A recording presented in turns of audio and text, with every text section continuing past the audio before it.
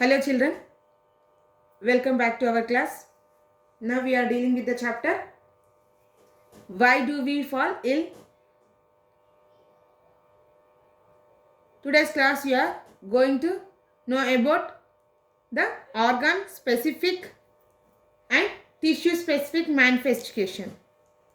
Here organ specific and tissue specific means how each and every organ or tissue is affected by the microbes.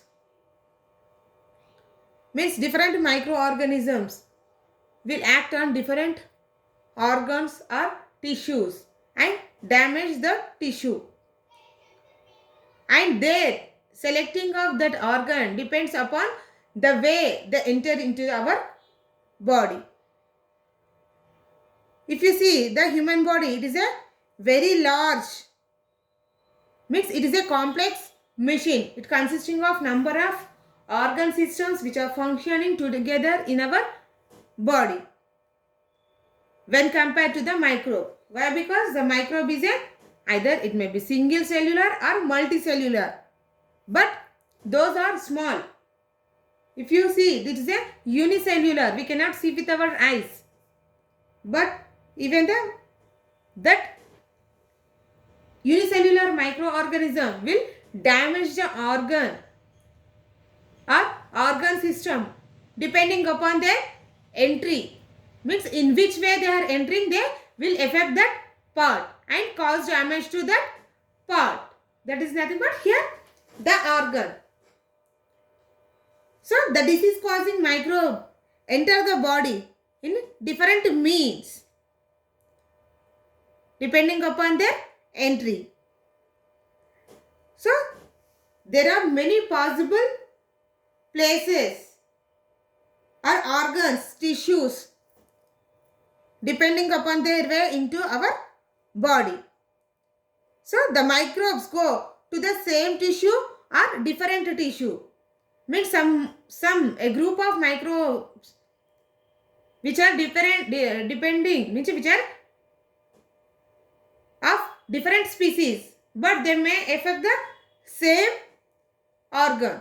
If you see the pneumonia, it will infect the lungs. Even now the COVID-19, it is also infecting the lungs itself. Means the species is different, but it is affecting the same organ. Depending upon the entry, they will select their organ and damage that organ. The different species of microbes seems to have evolved the same group, but they select a different part of our body, and the selection is also connected depending upon the way they enter into our body. For example, if they enter through the air, means how the air enter into our body? Through the nose or mouth. When they enter through the nose or mouth, they enter into the lungs, and that microbe will cause damage to the lungs. For example, for that one is tuberculosis and also the COVID-19.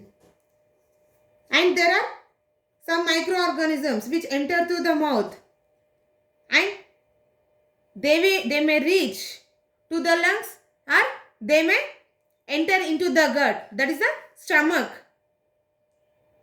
Means they will stick to the inner walls of the stomach, and they may cause typhoid, means the bacteria. Here the typhoid is caused by a kind of bacteria. Here it enters to the mouth. Either it may be through the food or the unsafe drinking water, and it reaches the stomach, cause infections in the stomach, and it may lead to vomitings, loose motions, depending upon the immunity of the person. And they may also enter into the liver, means some viruses. For example, the jaundice, the virus which is responsible for causing jaundice, they reach the liver. If they enter into the another organ or another part of our body, except this one, they may not affect that part. But when it reaches the liver, it causes jaundice. Here, any organism, any microbe which enter into our body, when it reaches its appropriate organ or organ system, then only it will damage that organ. But this need not always be the same. If you see an infection like HIV, it comes to the sexual contact and that may spread to the lymph nodes. That lymph nodes will get damaged because of this HIV virus. Whereas the malaria causing microbes enter through the mosquito bite, it will also reach the liver and cause the damage to the red blood cells, means where these are produced. So the red blood cells, here the malaria causing, that is the Plasmodium vivax, will enter through the mosquito bite and will reach the liver and cause damage to the red blood cells, means they will increase these red blood cells, RBCs. Not only these, even the virus, that is Japanese encephalitis, which is cause for the brain fever, which is responsible for the brain fever, will also enter through the same mosquito bite only. So when it goes to the enters into our body, then it infects the brain. Means different organisms have different target place to affect that organ and give some symptoms or signs of the disease. So the signs and symptoms of the disease thus depend on the tissue or organ which the microbe targets. For example, the lungs are the target. When the lungs are the target of some microorganisms like COVID or pneumonia, so they will cause infection in the lungs. And the symptoms are the cough, cold, severe cold and breathlessness. Whereas the target is the liver for the microbe, then it will cause jaundice. And same, if the target is brain, we will observe headache, vomitings, fits or unconsciousness. So different microorganisms affect different target places, means different organs, and gives different signs as the symptoms. The symptoms and the signs of the infection will be, we know that the target tissue or the organ is, means we will have some doubts if this organ is affected, maybe it's pneumonia or common cold or any other. So the functioning that are carried out by that tissue or organ is less, means when these symptoms we are seeing, then that system will slow down, resulting in some signs. Not only this, in addition to these tissue specific effects to the infectious disease, there are other common effects also. For example, common effects depend on the fact of the human immune system. When the virus or the any microbe enter into our body, if the person is active then he cannot show any signs or symptoms. Means when the white blood cells are active, that will fight against that disease, and the microorganism may kill and flush out from our body. If the immune system is lower, means it is inactive, then we cannot fight. Our white blood cells are not active. Means our immune system is low, then the white blood cells are not ready to fight against the disease. And that organ or tissue may be affected and show some signs and symptoms. So the active immune system recruits many cells to be affected. Means it will stop to affect that system or the tissue to kill the disease causing organism. And this recruitment process, we call it as inflammation. Not only this, apart from this, there are local effects such as swelling or pain in that area. That may be liver or lungs, and the general effects such as fever.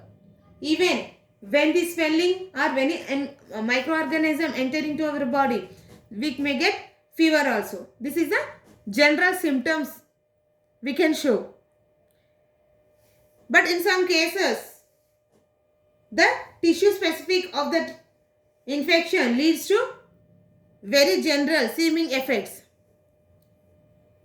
Means generally they may get.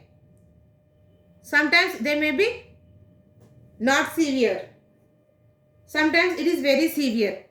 For example, HIV infection, the virus goes into the immune system and damages its functions. And thus this results in many effects on the HIV. There is the AIDS causing virus. Because the body is no longer. Here all the functions, when the virus enter into the body, it will stop the functioning of all the organ systems. So the body is not ready to perform any functions like digestion or excretion.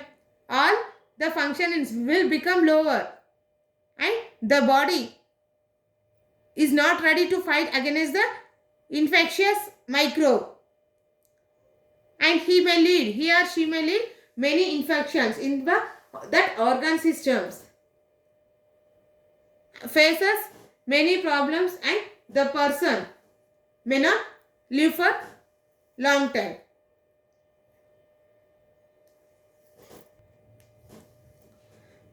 And the important thing is that the severity of disease manifestation depend on the number of microorganisms enter into our body.